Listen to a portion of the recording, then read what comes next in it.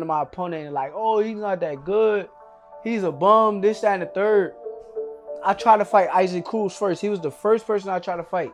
Shakur Stevenson had boldly trolled Isaac Cruz by calling him a D-class fighter. There was a lot of back and forth. What do you make of his comments that he said that you're avoiding him at the moment in that context?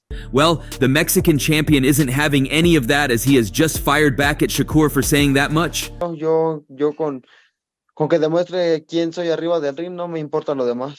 Isaac Cruz's 12-round loss to Gervonta Davis paid the Mexican boxer some huge dividends and is still doing the same, even down after the fight.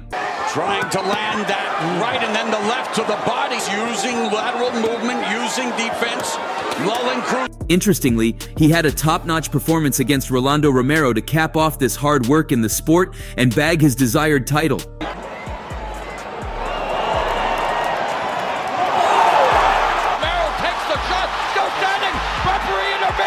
These two fights have not only given Pitbull Cruz a huge Mexican fan base, but they have also given his name a deserved entry into the top-level fighters of this generation. After he's been called out by Ryan Garcia, Teofimo Lopez, and Gervonta Davis, he now has to return to Shakur Stevenson, a fighter he had chosen not to fight some years back because of his fighting style.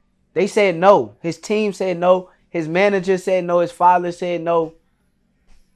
So it's like I can't force these dudes to get in the ring. That's why I say Before being forced to settle for a showdown against Shuichiro Yoshino, Shakur Stevenson did his best to lure one of the lightweight division's more established stars into the ring, Isaac Cruz. So I think it will be Cambosis, probably.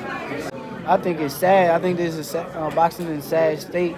However, after making it painfully clear that Stevenson, 20-0-10 knockouts, wasn't in their immediate plans, the former Olympic silver medalist turned his attention elsewhere. Initially, Team Cruz remained mum on why they opted to go in another direction. But after being bombarded with questions, Team Cruz revealed that Stevenson's defensive approach would lead to a boring fight. Isaac Cruz's manager, Sean Gibbons, had also explained why his fighter turned down a clash with Shakur Stevenson. Get away with it. I think that the fans and everybody allowed them to duck. Speaking to Betway, Gibbons said that super lightweight is now one of the most exciting divisions in boxing. He said everybody is going up to fight at 140 aside from Shakur Stevenson, somebody nobody wants to watch. I don't care what weight he's at. He's got a boring, ugly, terrible style you'll see. Cruz and Raleigh would be a great fight too. Forget about that previous fight Cruz had. That was my fault. Nobody really got on top of him the way that if I was to do something like that or... I take all the blame for putting him in with an awful style of boxing, but that's what happens when you fight stinky fighters. At the end of the day, we won't make that mistake again. We want to make exciting fights. In 2024, we can't wait anymore, as he hasn't had a signature fight since Gervonta Davis 2 years ago. We got ridiculed for turning Shakur down, but we did the fans a favor. Thank God we turned the fight down, as it would have been a bad fight, and not because of us. We can't get Vasily Lomachenko or George Kambosos Jr., so we are focused on either Raleigh Romero or Ryan Garcia next. We would fight in a heartbeat. We said we want to fight. We want to fight Ryan. We want to fight Rollies. We want to fight anybody. Anybody but Shakur Stevens. I'm happy he retired. Thank God. Isaac Cruz has one of the biggest Hispanic followings in boxing. It's either Saul Canelo Alvarez or Isaac Cruz that crosses over to the Hispanic market, and we know Ryan Garcia has a huge crossover following too outside of boxing, so it has all of the makings of a huge fight. Having taken the time to soak in what Team Cruz had to say about his overall style, Stevenson recently fired back at what he believes were erroneous claims. Pitbull doesn't want no smoke, said Stevenson on his Instagram Live. And, Shakur's a great fighter, but with a style like Isaac Cruz, the guy, he would be running worse than Rigondeaux. So I was right there in front of everybody. I don't run. However, his most recent mention of Isaac Cruz was a devastating insult that might incite the Mexican into fighting the Newark champion. A mí no me importa la carrera de los demás, yo me enfoco en lo mío y yo me estoy preparando para conseguir mi objetivo, que es ser campeón del mundo. Shakur Stevenson, on a live session, was asked about what he felt about Isaac Cruz. Shakur replied, "He's a D-class fighter. He is way below my level and I'm not threatened by him. He's been avoiding me all this while. If he claims he's that good, he can come." He's a bum, this, that, and the third. I tried to fight Isaac Cruz first. He was the first person I tried to fight. It's quite shocking that Shakur Stevenson was ridiculing Isaac Cruz, a fighter that was duly recognized by the great Mike Tyson. Well, it's Shakur Stevenson, and he'll go to any length to troll fighters and force a fight. seeing many of the fighters in his division are sick and tired of his style and would heavily frown against fighting him. There's only one fight that is really The one? that. Like, if we were like gonna be for real. Yeah. After his fight against Edwin de los Santos, Shakur Stevenson was even willing to take a lower share of the dividends should a fight between him and Gervonta Davis happen. H. Etkin called Gervonta Davis the biggest superstar in the sport. Many might perceive this as being truthful, while others will see it as him trying to pleasantly lure Gervonta Davis into a fight. I don't really care about what people say or what the comments may be. Whichever way, the most important thing was how he recognized his opponent and how he disappointingly trolled Isaac Cruz as a D-class fighter. Isaac Cruz has now sent him a response saying, "This D-class boxer is a world champion, and whenever you decide to come, your face will be smashed." Or what the comments may be. It's I show my worth inside the ring. Perhaps Isaac Cruz's response wasn't scathing enough, or probably it would have done more damage. However, it was an entirely different case with Tank Davis. The 2016 Olympic silver medalist sounded convinced, however, that he would eventually fight Davis, who is one of the biggest attractions in the sport. "I think it's the biggest fight in the world," Stevenson told BoxingScene.com. My opinion, Yeah. because we talking about like skill and like boxing, like all around. I think that when it happens, it needs to be promoted and put out there like that. I think that he and him is two of the best fighters in the world. And honestly, I just feel like it should be worldwide. That'll be the best fight in boxing right now, if you ask me. Davis, 29, and Stevenson, 26, are both pound-for-pound talents who've won world titles in multiple weight classes. Davis owns the WBA's lightweight crown, but Stevenson captured the World Boxing Council belt previously owned by undefeated, undisputed lightweight champ Devin Haney by beating De Los Santos in a main event at T-Mobile Arena in Las Vegas. Stevenson eventually will move up to the 140-pound division, yet the Newark, New Jersey native thinks he and Davis will test each other in a lightweight fight. "Yeah, for sure, I think 35 is the weight," Stevenson said. "I think me and him naturally are smaller guys. I'm naturally a 35-pounder. He's big as far as thickness, but he ain't like no super tall guy. So I think that he'll fight at 135 for a while too. I don't think that he's planning on going up." Because we ain't talking about somebody that just got a good jab or what. Yeah. We talking about like all I around. can do everything. Yeah. When the time comes to negotiate for their high-profile pay-per-view fight, Stevenson intends to be reasonable because he acknowledged during an open workout at Top Rank's gym that Davis is a rare bankable boxing superstar. 60-40? Honestly, why would I not take it? Stevenson said. "Man, I ain't trying to get into the business. But like I said, once again, he's the biggest superstar in the sport, so give me the call and I'm ready to talk." Boxing. Yeah. Me and Tank the biggest fight. That's the one. It's the biggest fight in the world. Shakur Stevenson was certain that Al Haymon strategically sent Edwin de los Santos to the other side of the street for more than just the obvious, an opportunity to win the vacant WBC lightweight title. Stevenson believed Gervonta Davis's handlers will use De Los Santos's fight versus Stevenson on Thursday night as a way to measure whether they should match Davis against Stevenson sooner rather than later. Yeah. Like, it's gonna be the biggest boxing fight in the world when it happens. The Dominican Republic's De Los Santos, like Davis, is a southpaw who is aligned with Haymon's premier boxing champions. Baltimore's Davis is considered a harder puncher than De Los Santos, but De Los Santos is a capable boxer puncher who has won 82% of his pro bouts inside the distance.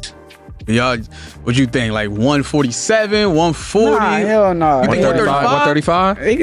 35? Stevenson sensed that Frank Martin, the PBC-affiliated southpaw who initially accepted this fight with him, would have served a comparable purpose for Haymon.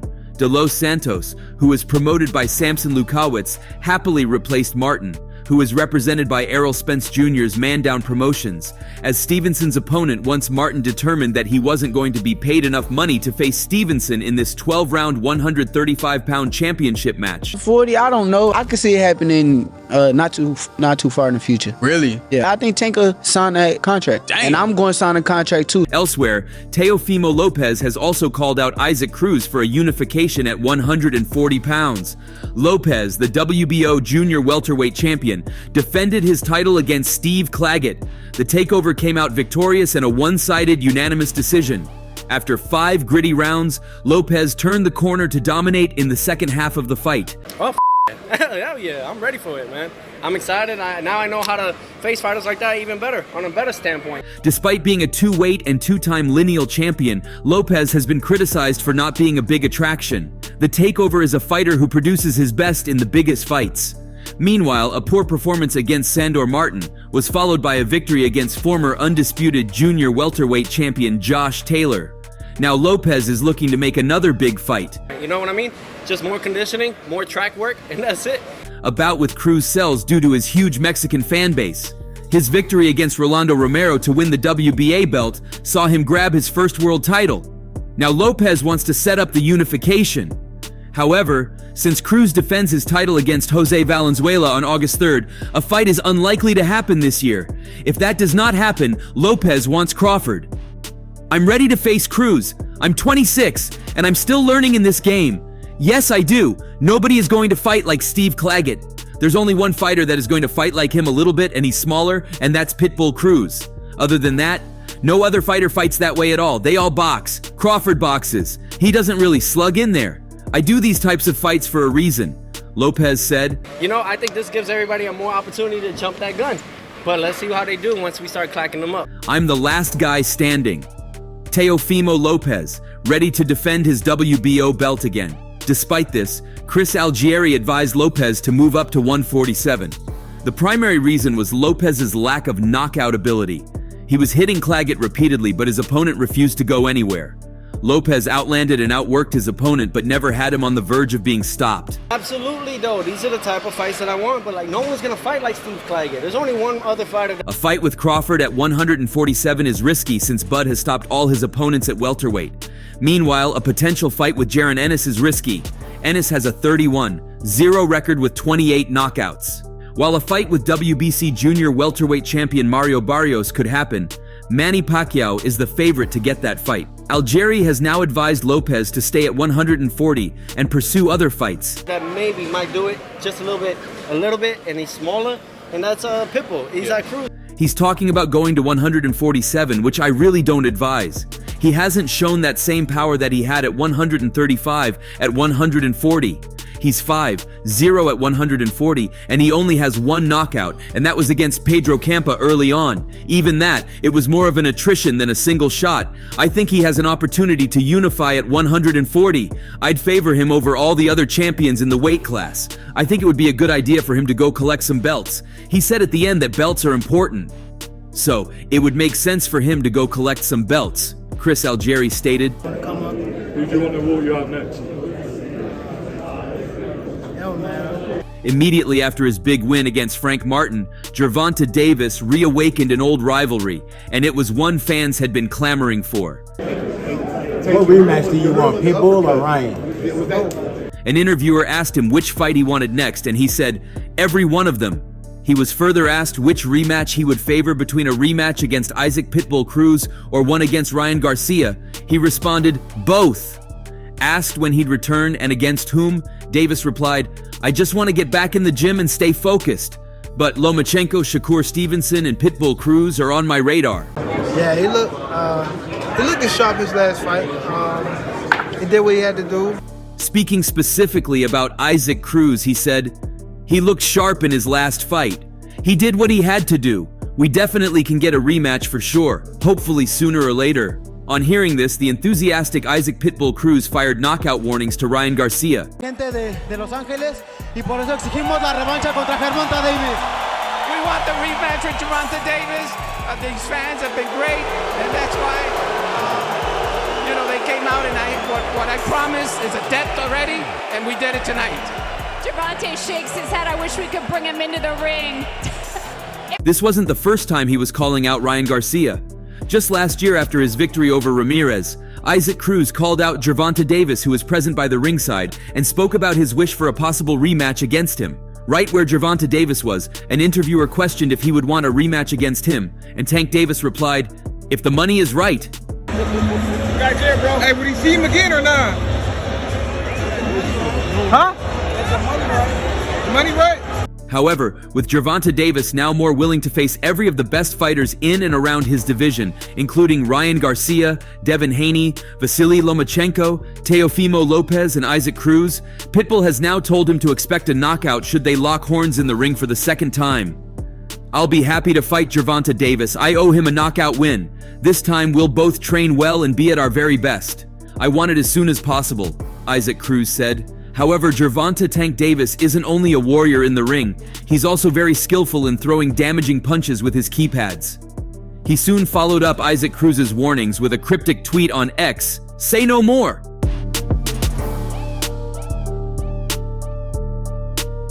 Nothing can be more intriguing for fans than this, as it's a fight the fans want to see. In fact, it's a fight Isaac Cruz has always wanted to see. World Boxing Association champion and Mexico City native Isaac Pitbull Cruz had once vowed to make his country proud and solidify his status in the star-studded 135-pound division when he faced Giovanni Cabrera in a WBC and WBA lightweight title eliminator that served as the Errol Spence Jr. versus Terrence Crawford co-main event. "I am ready to put Mexico on top once again and show that I am meant to go up against the best," said Cruz.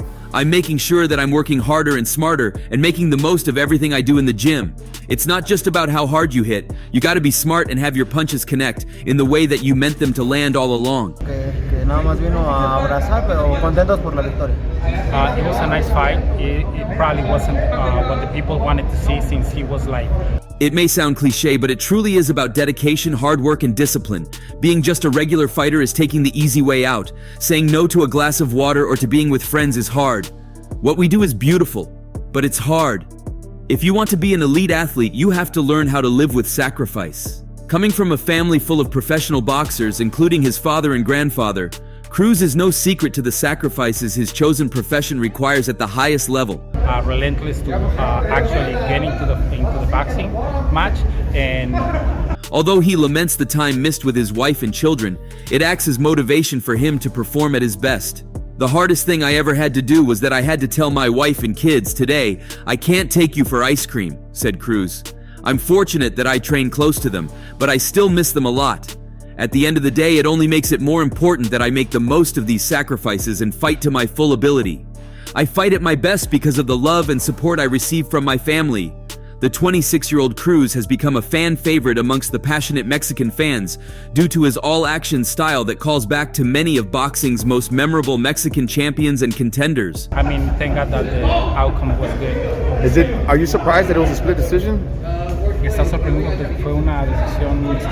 Although he's competed at lightweight throughout his career that dates back to 2015, he has no plans of leaving the division and hopes to continue to develop his relationship with fans against the weight class's other stars. "I'm totally focused on staying at 135 pounds because it's where I feel strongest and most comfortable," said Cruz. "I just want to give everyone watching a great show. I've made a connection with the fans because I showed that I'm not afraid to fight the best. I have no fear, just resolve." Since giving unbeaten superstar Gervonta Tank Davis a tough test in their December 2021 clash, Cruz has set his sights on a rematch against the WBA lightweight title holder.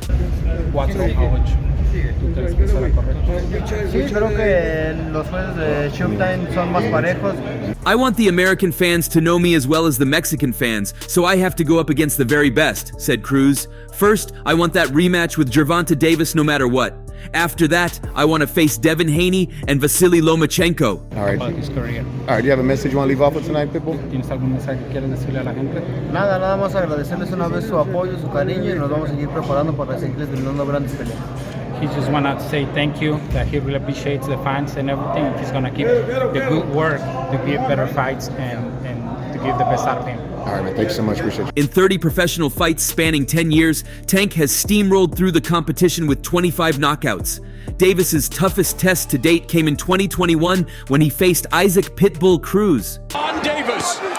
Here, he's not showing any type of in this first round. The head movement is important for him, and but to find a way to knock you out. And a Cruz being... When Isaac Cruz stepped in on just over 1 month's notice to face Gervonta Tank Davis, many fans and media members felt Davis was going to face a much easier test than his originally planned bout with Rolando Romero. It's hard to imagine that was incorrect after Cruz was able to give Davis almost all he could handle for 12 rounds at Los Angeles Staples Center, before Davis was able to pull out a narrow, unanimous decision win.